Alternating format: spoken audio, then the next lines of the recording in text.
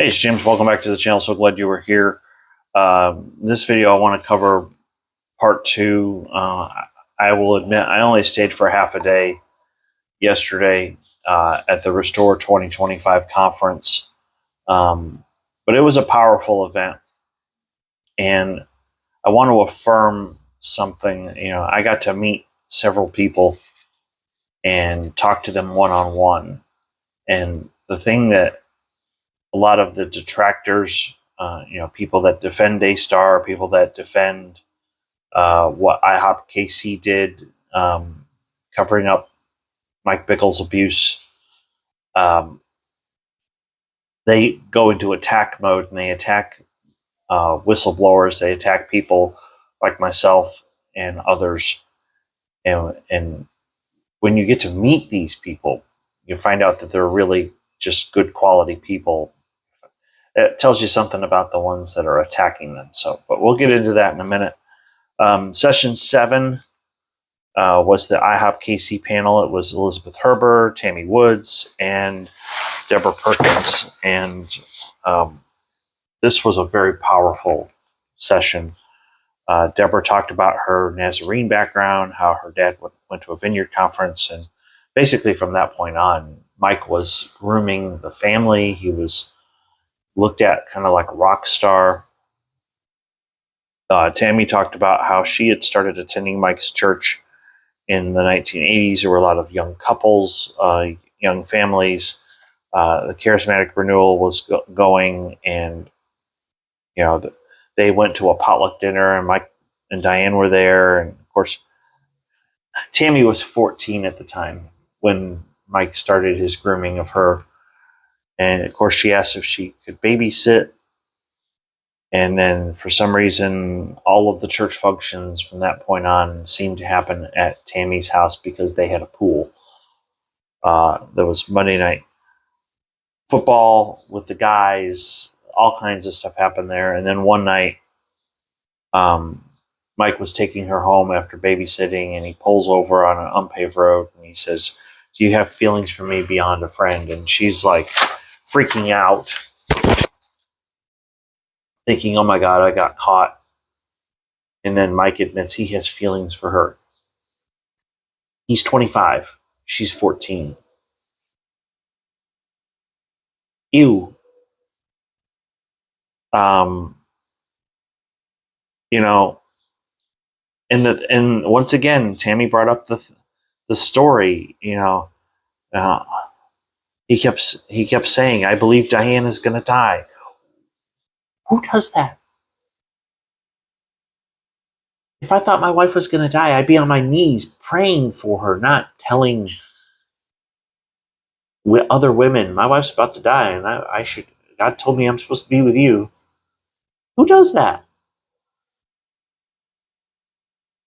And then later on, like after they had, I guess,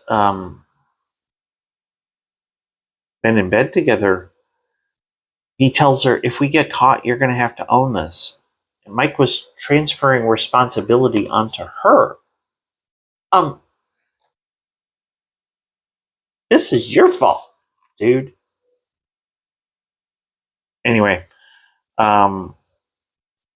Julie points out that with Deborah, their first encounter of a physical nature, Deborah was drugged. You'll have to go back and listen to the whole interview that Julie did with Deborah Perkins, the whole situation in Paris. He took her to a restaurant. He gave her alcohol. Very similar to Bill Cosby. He had promised Deborah that, he did the whole Desert Fathers thing where he had her read the books, and they need to be isolated, and they need to get away from people. And that's how he got her isolated. He promised he was going to build a house for her. And Deborah pointed out the reason she spoke up is when she heard the victims of Bill Cosby speak up. Elizabeth Herber was on staff at IHOP, and he tried to confront Mike about his son. Remember, his son had an affair, and she was stonewalled by IHOP leadership. But when Deborah told Elizabeth Herbert the full story of what happened to her on July 4th, that Elizabeth went into advocate mode. And the weird thing is that the leadership of IHOP, they immediately started attacking Elizabeth, and they're like, Elizabeth is divisive, Elizabeth's telling stories. It's just crazy. And then, of course, Murray, Elizabeth's husband, is a real hero in this story because he stood up for his wife and he fought for Deborah. And the weird thing is that when he confronted Mike one-on-one, the whole got to do it by Matthew 18 standards. Of course, you know that 1 Timothy 5 is how you deal with a Christian leader. Matthew 18 is between two Christian brothers that are equals. When you're dealing with a leader, it's 1 Timothy 5, 19 through 21. Or 19 through 20. And I loved at the end when Tammy spoke, she said, my story was different. I wasn't at IHOPKC. I was at Metro Christian Church. The weird thing is that later on, after all of this happened, Mike called Tammy and apologized. And it was at that moment she realized really what a wolf he was. And then Tammy said something that really was like, to me, it was the big moment of the conference, where Tammy said, this is a prophetic cry. It's not just it's not gossip. It's not exposing people. This is a prophetic cry. Wolf. These people are wolves. They're not wolves in sheep's clothing. They're wolves. And it was just an amazing moment. Session 8 was with Melissa Hogan. She was a lawyer. I believe, she hinted at it several times throughout her presentation that she was a victim of domestic abuse. She left her husband because of it. And she kept talking about, what is a safe person? When you realize you're in an abusive situation, you will shrink your world. And then she said, she used the whole symbolism of a cocoon. She said, what is a safe community? Problem is that some who are hurtful can blend in by saying all the right things. What is a safe life? Excuse me. We don't always agree. We have different emotions. We have our own flaws. And she said, it's not safe to hold people accountable. We have to examine our own motives, must have self-reflection. She said, our relationship with God is not meant to be safe. God is not safe. God is good. So she said that her son had a rare disease, but in 2018 she found out about multiple affairs that her husband had. His Christian employer tried to bully her. They issued a gag order. They lied to the judge. It was really messed up. In August of 2023, her middle son was found unresponsive due to an accidental overdose. And there was a slide towards the end that said, sometimes our exhausting search for safety ends when we realize that we simply cannot find a completely safe life. By the end, I felt like this wasn't a presentation. It was more of a testimony. It was a powerful testimony, but it wasn't necessarily a presentation. It was more of a testimony. And then session 9 was Julie Roy's talking about why do we air the church's dirty laundry. She talked about her experience with Moody Bible Institute and how they basically, when she exposed what was happening there, that they tried to forced her out, and the higher ups didn't want to cooperate. The provost didn't made a statement where he answered some of the questions in the letters that were presented to him by the staff. But the professors are the ones that went to Julie. And hold on a second. Okay, we're back.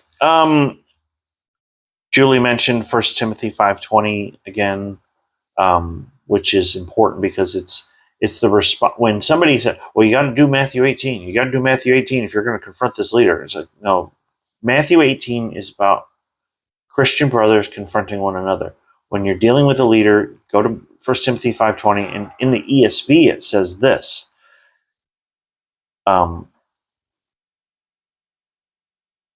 As for those who persist in sin, rebuke them in the presence of all, so that the rest may stand in fear. Leaders have to be exposed publicly. Julie talked about her experience with Harvest Bible Church. 3 former elders came to her about this. Of course, the whole situation with Jonathan and Susie Lamb. We are in a hotel room. There are people next door. Jimmy Evans and Joni told Jonathan in a meeting over 100 times, "You must submit. You got to submit. Submit. That's called spiritual abuse." Now, Julie asked an important question. Why did Jesus call out people? He referred to some as "you brood of vipers." He overturned tables. But the thing about it, and she used Luke 1. Luke wrote his gospel so that you might know the truth. That's the job of a journalist. And exposing leaders is biblical. She then quoted Matthew 21:13, and then here's the thing more than anything else. She used the story of Hophni and Phinehas in 1 Samuel 2, the fact that they were breaking the rules and trying to do things to satisfy their own needs. And heck, they were even sleeping with women who were volunteers at the temple. But she said in the summer of 2018, is God going to allow someone to break the rules or to punish them? He's going to choose the latter. He's going to punish them. He's going to humiliate us before we are allowed to humiliate him. And this is the huge point. I can't emphasize this enough. She says, God is holy. God will judge the prophet who molests kids. God will judge the one who puts the reputation of the family over the reputation of the ministry. We need to care more about God's reputation than we do about our own. So, and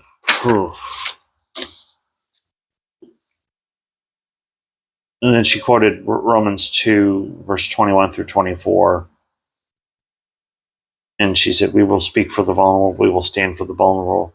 We are experiencing a move of God to purify his church." I couldn't agree more. So, we are in California, taking care of personal matters. We're just trying to relax and have fun. We'll head back to Arizona tonight. I'll hopefully find a hotel so we can watch the Super Bowl. But if you are new, please hit like and subscribe. I want to thank you for being here. Thank you for watching. And thank you so much. There were several people at the conference that saw me and came up to me and said hi. And I just wanted to let you know I appreciate that. That was really cool. In fact, I think what I'm going to do in the video for tomorrow is talk more specifically about my encounters with Laura Lynn, Tyler Thompson. Jonathan and Susie were there. They were the surprise guests. I wasn't going to say anything, but Laura Lynn already posted a video of them there. So obviously it's public knowledge that they're there, but I was trying to protect Jonathan and Susie's privacy. That's fine. I want to talk about that I can't share everything in that conversation because it was a private conversation, but I will tell you about my impression of meeting Jonathan in person. And then I got to talk to Julie for like a minute. I also got to talk to Alan Hood. So I think what we'll do is we'll talk about that stuff tomorrow. So until then, I hope you have a great day.